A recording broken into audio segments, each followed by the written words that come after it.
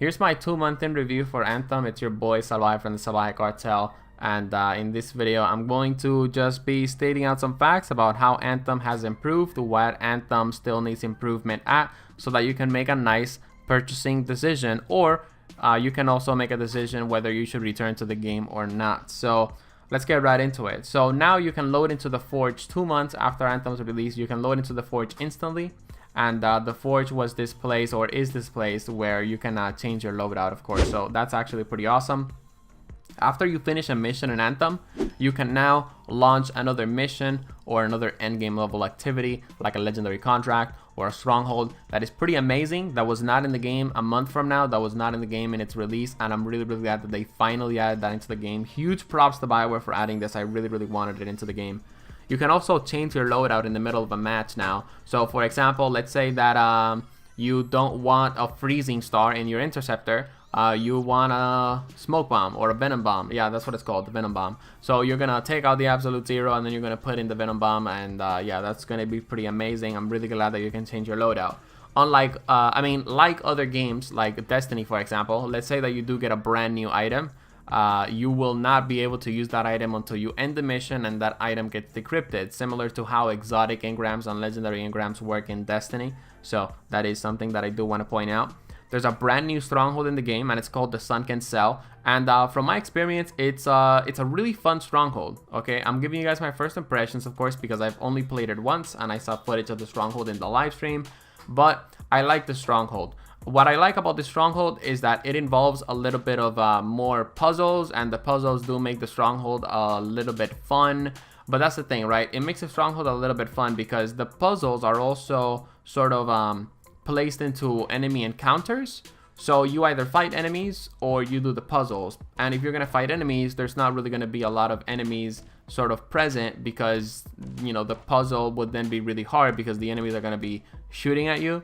Do you guys get what I mean? So this stronghold definitely lacks a little bit of action, but it is something different. Even though you have to stand in a circle and collect echoes, like the Tyrant Mind stronghold where you collect echoes, or the Heart of Rage stronghold where you collect echoes, this stronghold is different. Okay, it's fun. It provides a new gameplay experience. I actually enjoyed my time playing it. If I just want to play a chill, laid-back stronghold, I will play the Sunken. So those are my thoughts on the brand new Sunken stronghold. Now 2 months after its release, we also have legendary missions into Anthem. Legendary missions are actually pretty fun. They have a lot of enemy spawns, and basically, in my opinion, they're the best endgame activities ever, even better than strongholds, because what Anthem hasn't realized yet is that the higher difficulties, instead of having enemies with more health and doing more damage, it should not be like that, and they should just add more enemies so that the game is more fun, and you know, just increase the damage and their health by a little bit, of course.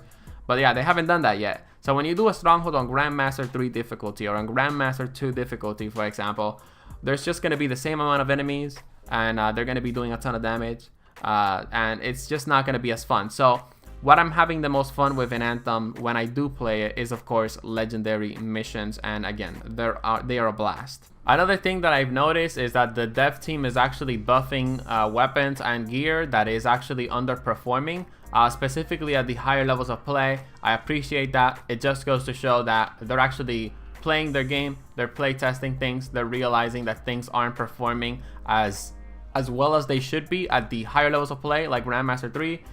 And I appreciate that. You know, I just want to give credit where credit is due. You know, so many people out there just want to bash on the game and not point out some of the good things that the developer is doing. You know what? They're doing some good things for this game. All right, this game can be a pretty good game. I don't know, maybe in about 30. Okay, look, I'm just kidding, not 30 years, but hopefully in about two months or so, this is a game that I just want to log into every single day, because that's the last thing that I want to talk about, right? Or some of the last things that I want to go into, right? I just don't really think that this game is worth it, right? I don't really think you should buy Anthem or you should return to Anthem, because there is one thing that's really holding back this game. And before I talk about that one thing, I just want to point out this other thing as well. The player base is quitting this game like hardcore. Okay, I used to be able to do end game level activities pretty frequently with a full team of 4 people, me and 3 other people. But usually now, if I load into a Grandmaster 3 mission, it's not going to have a full team. Sometimes it's just going to be me by myself. And that sucks, right? Because the reason why the players are quitting and why they're not returning and why not, new players are not coming in is because this game just doesn't have a really good loot and progression system. A lot of community feedback has been given when it comes down to loot and progression. Bioware just isn't really following it up on it. And on top of all that, even some dude that worked on Diablo Reaper of Souls. I love Diablo 3. I played Diablo 3 for a pretty decent amount of time. But yeah, they also didn't really listen to that guy. I honestly don't know where this game is heading with loot and progression. And that's honestly one of the reasons why I just don't really play Anthem very frequently. I mean, last time I played Anthem was 2 weeks ago, believe it or not. So I really hope that loot and progression gets fixed, right? So here's the thing, right? If you guys want to get legendaries faster, obviously you need to be playing higher level content like Grandmaster 3 content. But here's the thing though, you can't play Grandmaster 3 content because there's no one to play it with. And since enemies have a huge amount of health and they do a huge amount of damage on Grandmaster 3, you're just not going to be able to have a fun time soloing a Grandmaster 3 mission. And even if you do solo it, it's going to take you about, I don't know, an hour, maybe 7 hours, maybe 2 days, because yeah, some missions have bosses and those bosses are kind of annoying to kill solo. Look, I just want loot and progression in this game to improve. I think if they can do that, this game could actually be really amazing. Another thing that I want to point out is that also sometimes when you get a specific legendary item also, you don't even have good rolls for it. So that also leads players to quit because again, they're just not progressing with they're not progressing with their builds at all whatsoever. And trust me, take what I'm saying about loot and progression very seriously. Someone that actually cares about this game and that has played a lot of looter shooter games. There's a pretty decent amount of people, sometimes like just a small amount, that say that loot and progression is existent in this game. It's not. It's been proven multiple times mathematically that loot and progression is mathematically against you in this game.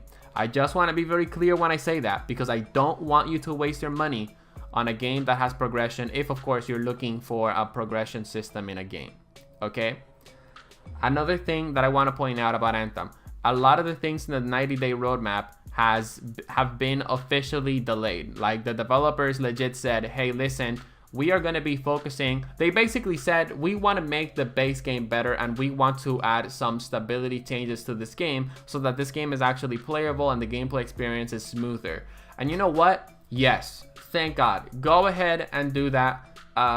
Just make the gameplay experience better. The fact that you can load into another mission after a mission, after you finish a mission, that's great.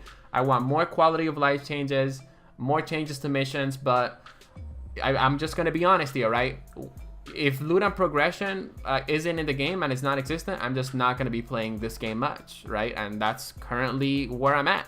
All right, I want them to, I think they're doing the right thing by delaying a couple of the things from the 90-day roadmap, right? I would rather have 2 months of them working on the actual core game and then bring us content than bring us content on the core game and some of the mechanics being really shitty. But again, man, the biggest thing that sucks about Anthem, is that progression in this game is non-existent. And they haven't even given us a time window of when we should be expecting a better progressioning system. They are hiring a loot expert, so that means probably it's going to take a couple of months to actually have a good loot and progression system, just because Bioware doesn't really want to take the community feedback. Maybe I'm pretty sure they're taking community feedback. I'm being a bit too hard on them, but of course I was also I also pointed out a lot of the things that they did right, because I want these month-end reviews to be unbiased. All right, I just want to give you guys the facts. If you guys enjoyed this video, drop it a like, please. I would really appreciate that. Feel free to subscribe to join the Salvajee Cartel. I cover Fortnite Save the World, which is an awesome PvE game that all of you guys should get if you're bored of Anthem. I love that game. And I also, of course, cover Anthem content from time to time, because there isn't really a lot of content or a lot of motivation for me to actually play this game. Y'all know what I mean. See you guys in the next one, and thank you very much for watching.